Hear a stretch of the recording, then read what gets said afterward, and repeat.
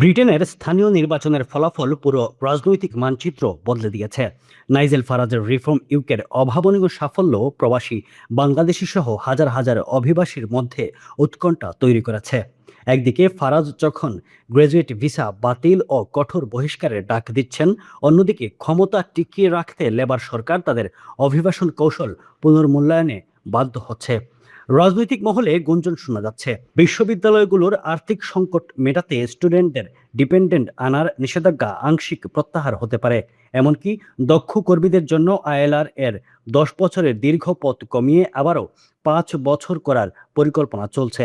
Nigel ফারাজের ভীতি নাকি অর্থনৈতিক টিকে থাকার লড়াই, কোন পথে হাঁটবে ব্রিটেন, তা নিয়ে এখন তোলপাড় চলছে পুরো ইউরোপে। বাংলাদেশের টাটকা সবজি, ভেন্ডি, করলা, কচুলতি, শিম বিচি, জলপাই সহ নানা পদের সবজি। দেশীয় সবজির স্বাদ উপভোগ করুন। ইফকো ব্র্যান্ডের সঙ্গেই থাকুন।